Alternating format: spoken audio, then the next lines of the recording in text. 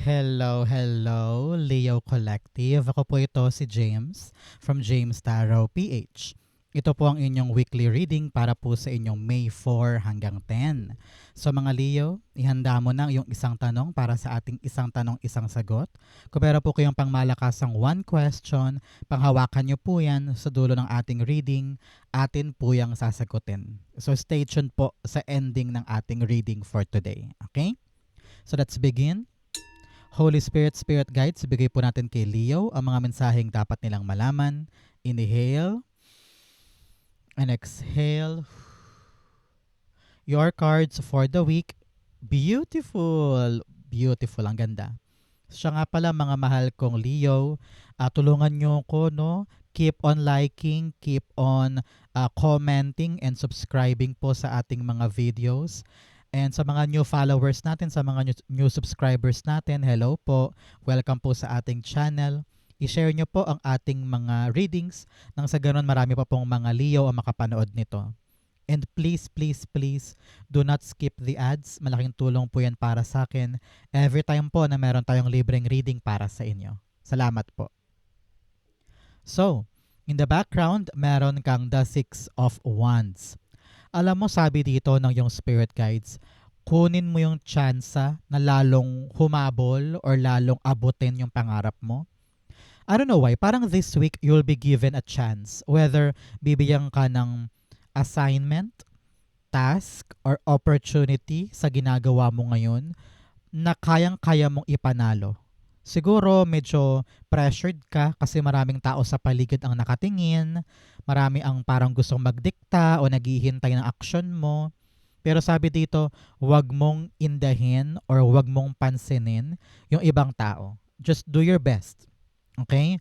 Do your best and everything will be fine. Basta mag-focus ka lang. Meron din po sa inyo ramdam ko dito, sabi, wag daw madidistract. Okay, malapit ka na Leo, malapit ka na sa iyong tagumpay, kaya hindi maganda ngayon na magpa-distract ka sa maraming bagay. Halimbawa, importanteng mag-review pero nanood ka ng maraming Korean novela. Importante na matapos mo yung dokumento pero ang ginawa mo, sumama ka doon sa night market, kaya napuyat ka. No? Kung ano yung mahalagang gawin, simulan mo, trabahuhin mo, pag-focusan mo para madali mo siyang maipanalo. Kaya avoid muna tayo sa mga distraction sa paligid. Okay? Especially in your core energy, meron kang the Four of Wands. It's all about a milestone. Meron kang goal this week. Ramdam ko dito yung pampamilyang goal. Meron ba sa inyo na parang ikakasal or merong bibinyagan? May family member ba na parang gagraduate sa college? Parang merong dapat paghandaan eh.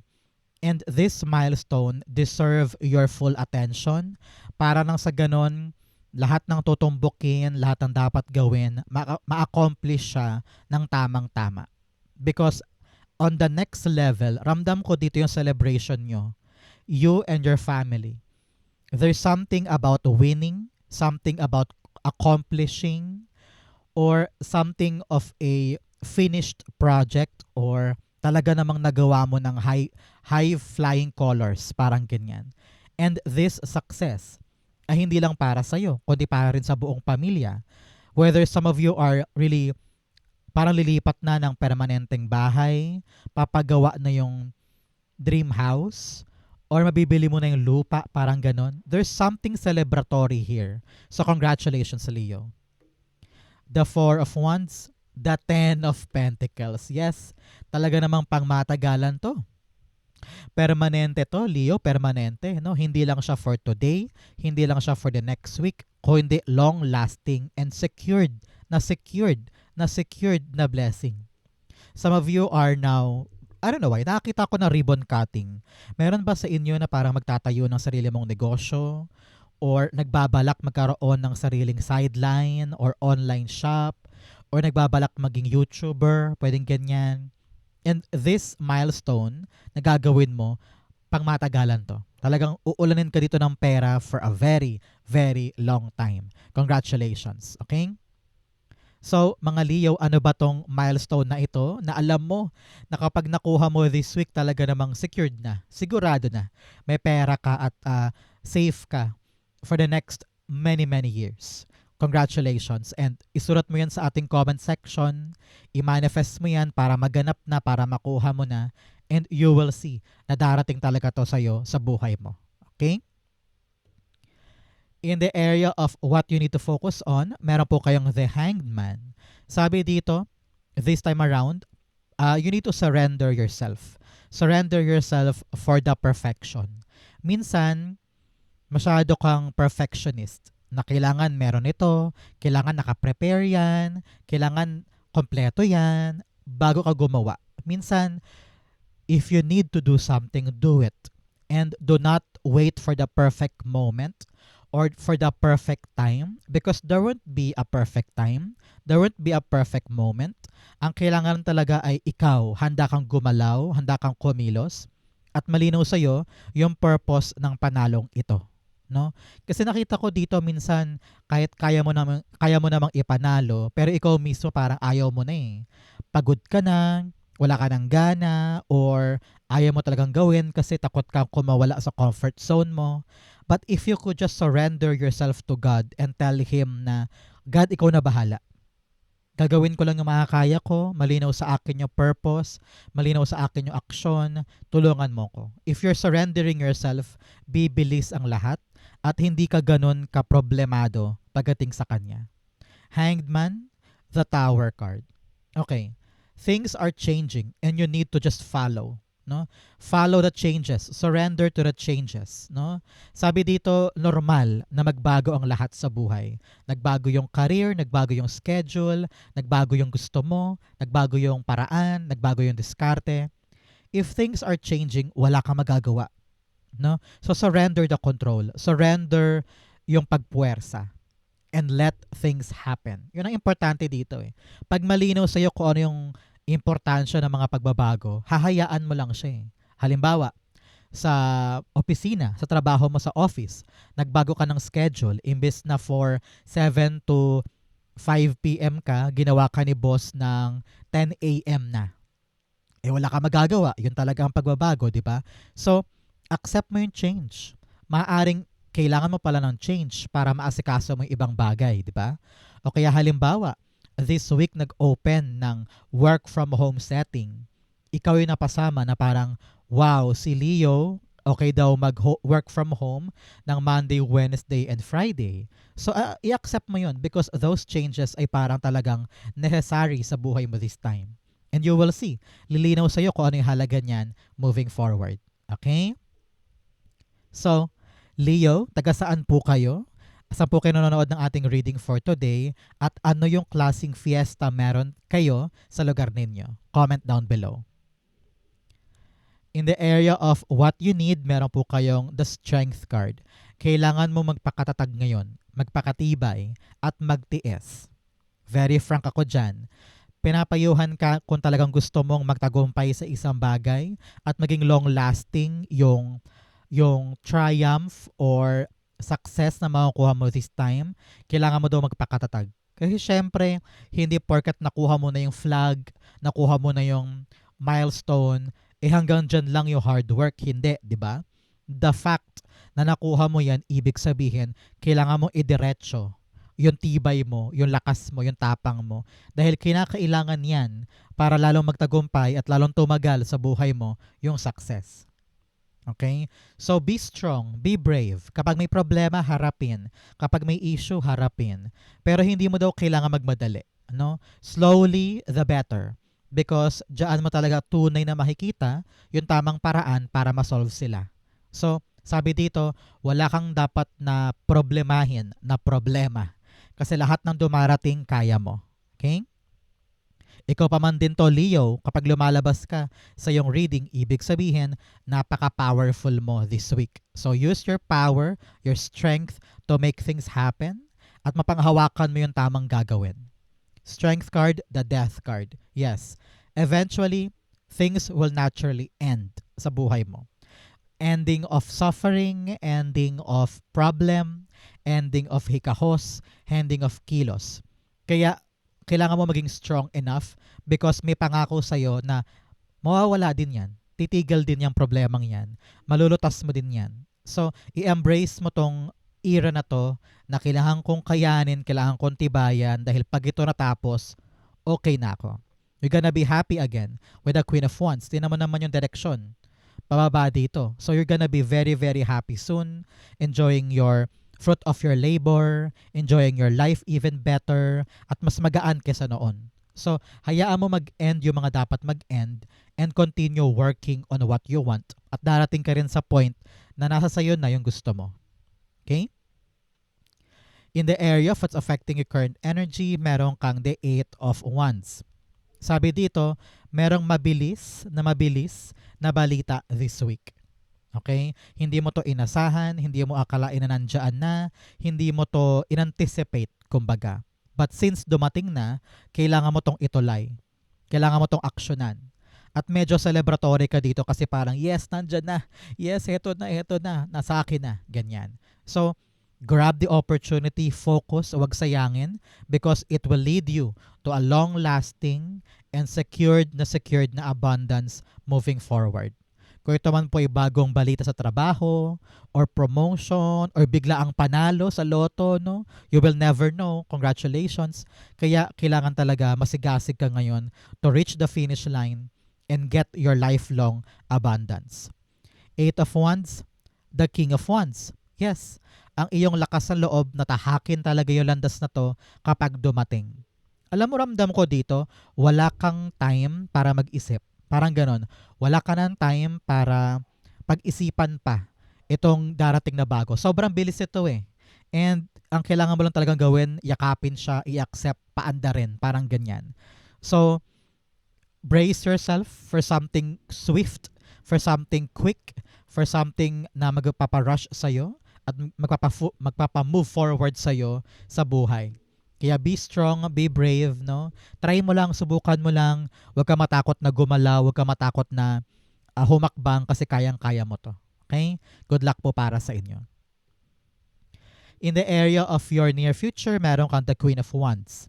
Si Queen of Wands dito, you're gonna be sitting on your throne, very happy, very contented. Kung ano man yung mga natamasa mo in the near future, ang tabayanan mo, 13 weeks or 13 months, talaga namang you're sitting in a very, very stable life. Okay? Ramdam ko dito yung happiness mo, passion, to create something, to do something. Hindi ka na katulad dati, na iniisip mo pa yung opinion ng iba or judgment ng iba. Ngayon, you're very, very real and authentic in yourself. Na kung ano man ang sabihin ninyo, wala akong pakialam. Gagawin ko kung ano yung magpapaligaya sa akin. Some of you are very, very sociable, no? Going to different parties, meeting new people, bonding time with different individuals. At kayang-kaya mong dalhin ang sarili mo. Some of you are starting a new business, starting this new job, new passion, new project, at talagang mataas yung kumpiyansa mo na kaya mo. This is really all about you. Parang nagbagong buhay ka, nagbagong bihis ka, at hindi ka nakatulad dati na marami kang alinlangan, takot, pangamba, and here you are, no? After mo malagpasan to, parang dumoble yung lakas mo, dumoble yung confidence mo, and you know you can achieve anything moving forward. You have the 7 of Swords, yes. You are doing things on your own. Ramdam ko dito na hindi ka mapagtiwala sa ibang tao. Kadalasan ikaw ang gumagawa mag-isa. Kasi nga, kapag marami nangingialam, lalong gumugulo eh. Lalong nahihirapan eh. Kaya dito, you are pushing yourself to do things on your own. Alam mo, narinig ko dito na parang sabi mo, kung hindi nyo kaya, kung ayaw nyo, ako na lang. Parang ganyan. Kung ayaw nyo gawin, ako na lang. Parang ganyan. And you're taking things in your own hands. Some of you ay pinapayuhan na parang in the near future, you're gonna be doing a different job. You're gonna be doing a different thing. I don't know why. Parang magbubukas ka ng sarili mong negosyo or online shop. Parang one-woman show or one-man show na parang ikaw talaga yung punong abala at ikaw yung talagang kumikilos. Because you know na kapag ikaw yung hands-on, lahat okay. Parang ganyan. Congratulations. In the area of your challenge, meron kang the Hermit card. Alam mo, sabi dito, madalas solo ka lang talaga. no? At yun ang problema sa'yo. Minsan, kinikimkim mo lang mag-isa, ayaw mong i-share sa iba yung problema, yung issue, yung bigat, no? Kaya lalo kang nahihirapan, lalo kang naliligaw, lalo kang nalilito. Kaya sabi dito ng yung spirit guides Leo, learn to open yourself for other people. Share your problem, share your ideas, share your roadblocks or mga problema para gumaan yang sa'yo. Malay mo, yung tulong pala ng ibang tao makatulong para maliwanagan ka at makita mo yung tamang aksyon. Sometimes, we need companions, we need friends, we need other people to help us, no? To help us see the brighter path patungo sa gusto natin. Okay? Ang Hermit card, you have the Nine of Cups. Alam mo na Leo, kapag lumalabas to si Nine of Cups, panahon na for you to make a wish. So ngayon, pumikit ka na dyan, mag-wish ka na para sa'yo to. So here, sabi ng yung spirit guides, parang naliligaw ka sa alignment ng wish mo. Siguro dapat mo tong i-evaluate this week. Ano ba yung mga ginagawa ko na taliwas sa mga wish ko? Halimbawa, pangarap mo maging singer pero hindi ka naman kumakanta. Pag merong audition, ayaw mo puntahan. No? So tumataliwas ka sa dapat mong gawin para matupad yung wish. So kailangan i-align natin ang ating sarili, yung ginagawa mo, dapat pasalubong sa wish mo. Halimbawa, ang wish mo magkaroon ng bahay, pero gastador ka naman, ayaw mo mag-ipon, so lumalayo ka sa wish mo makabili ng bahay. So kailangan mag-ipon, maghanap ng agent na medyo swak sa budget mo para mapalapit ka sa dream house mo. Parang ganon. So, do everything to align yourself to your wish. Okay? At kasama doon yung pakikipag-usap sa ibang tao, no? Telling them your problem, telling them your concern, at maaring merong isang tao dyan na makatulong sa'yo patulay sa mga wish mo. Okay? In your fortune, meron kang narrow pathway, tread thoughtfully. Sabi dito, dahan-dahan lang, huwag mong mamadali para bawat hakbang tama, bawat direksyon ay napag-isipan, at bawat strategy ay natimbang na mabuti. Nang sa ganon, hindi ka ma-delay, hindi ka mapurnada, at hindi ka paandap-andap. Okay? In your fortune, meron kang the Seven of Pentacles. Meron kang hinihintay na darating na this time. Congratulations. Hinog na hinog na hinog na Leo yung bunga ng bagay na ito. So kung meron kang hinihintay na mabuo, meron kang hinihintay na konfirmasyon, go signal, or dokumento, or pera, or loan, kung ano man yung hinihintay na yan, hinog na siya at aanihin mo na. Congratulations. The Seven of Pentacles, the Ace of Swords, yes. Talagang panalo to, a breakthrough moment para sa'yo. Kung ano man tong hinihintay mo dati na parang, hihintayin ko pa ba yan? Kukunin ko pa ba yan? Pagkitiisan ko pa ba? O aalis na ako? But now, dahil nagbunga na siya, malinaw na sa'yo na, hindi ko to iiwan. Hindi ko to susukuan. Hindi ako mag-quit kasi kita ko na meron na nangyayari at pwede ko na i-harvest yung good outcome dito. At nanalo ka. This is really a breakthrough moment.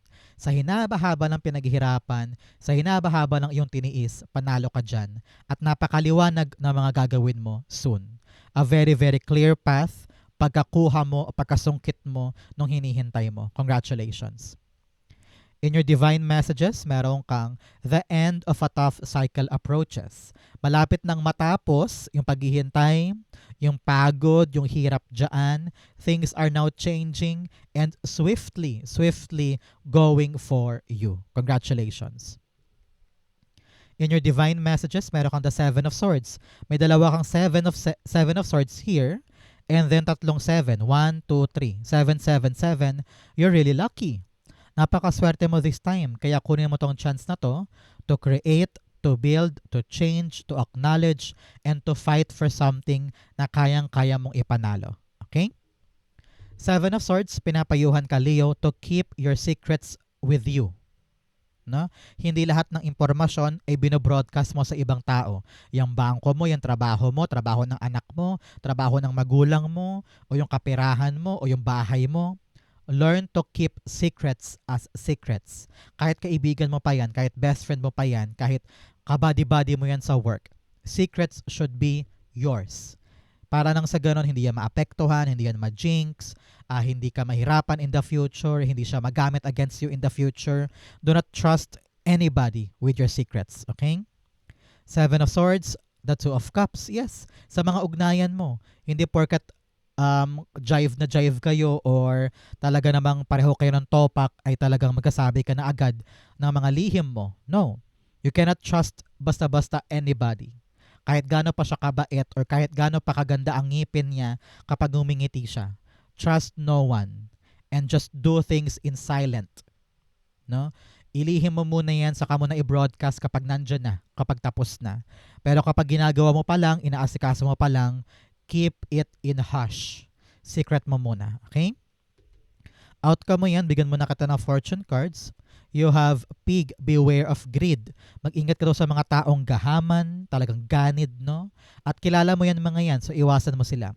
You have casket, someone is going out of your life or the end of a situation. Yes, talagang tapos na yung paghihintay mo, talagang makakalarga ka na kasi darating na yung hinihintay talaga. Things are changing and things are evolving. Talagang may mga pagbabagong dapat kang asahan this time. You have scissors, disappointment in some affair. Meron ka talagang mga pagkadismaya sa kaibigan, katrabaho, kamag-anak o lover. Pero ang kailangan mo dito malawak na pag-iisip para nang sa ganun maplansya nyo pa. You have yoke, feeling tied down or frustrated. Meron kang mga bagay na parang feeling mo wala kang magawa, wala kang solusyon, yung parang feeling mo wala kang option. Pero nasa isip mo lang daw yan eh. Minsan you need to really cooperate with other people para mabigyan ka ng bagong option or bagong paraan. Okay? Ang outcome ni Leo for May 4 to 10, you have, the Ten of Swords. Beautiful.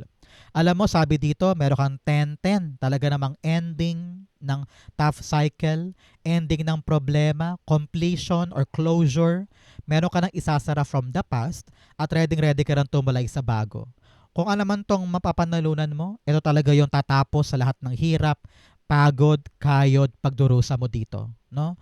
Kaya sipagan mo ngayon, meron kang bagong pagkakataon na magpapaalis sa'yo sa estadong ito. Kaya huwag kang mawala ng pag-asa, huwag mo isipin na hanggang dyan ka lang. No, because may darating pa na bago. Okay? Ten of Swords, the Two of Pentacles. Meron kang 2-2 here telling you of alignment. No? Merong pinapagawa sa iyo ang iyong higher self dito sa lupa na kailangan mong sundin, kailangan mong katigan, kailangan mong i-follow. And this divinely orchestrated path ang talagang destined para sa iyo. Siguro, mahugulat ka na lang this week na parang may new opportunity, may magpapautang, may magbabayad ng utang, mayroong pintuan para sa'yo. Destined path yan. So, hindi pa dulo ito. Meron pang darating na bago na dapat mong timbangin, dapat mong isama sa routine mo because this new thing ang talaga magpapanumbalik ng sigla ng buhay mo. Congratulations. Okay? So, Leo, dumako na tayo sa yung isang tanong, isang sagot. Mabilisan lang to. Close your eyes and concentrate on your one question. Inhale and exhale the answer to your question. You have the Moon card, the Queen of Swords, and the Fool card. Beautiful. At the bottom, meron kang the Five of Cups. Panahon na para yumakap ng bago. Okay? Leave something behind in the past kasi alam mong past na yun. Wala ka nang dapat balikan, wala ka nang dapat asahan, may bagong dumarating. You need to make a choice, Leo. And this choice, kailangan po ng paninindigan at kaliwanagan sa isip mo. Kailangan mong tumayo, umaksyon, magsalita at simulan itong bagong bagay na ito. You are about to take a risk or begin a new opportunity sa buhay mo. Alam ko medyo malabo ngayon, takot kang gumalaw, takot kang humakbang kasi marami pang hindi sigurado, marami pang hindi confirmed. Pero you need to understand that new things will bring you new outcome. Kung aasa ka at magre-retract ka pabalik sa past, lalong walang mangyayari. Ang tanging magpapabangon sa'yo ay yung mga bagong bagay. So stand up and fight and ready ka na dapat pumasok sa mga bagong bagay. If you're here asking for a yes or a no, the answer is yes. May bago na dapat panindigan, dapat piliin na magpapaahon sa'yo sa kalugmukan or problema mo. New things are arriving. Yakapin, sulitin, wag sayangin. Okay? So Leo, yan po ang inyong isang tanong, isang sagot. Ganon din po ang inyong May 4 to 10. Sa po kayo nakaresonate, comment below. Babasahin ko po yan. Thank you, Holy Spirit, Spirit Guides, for the clarity and messages na dapat malaman ng mga Leo this week. Thank you po for watching hanggang dulo. I love you. This has been James for James Tarot PH. God bless everybody.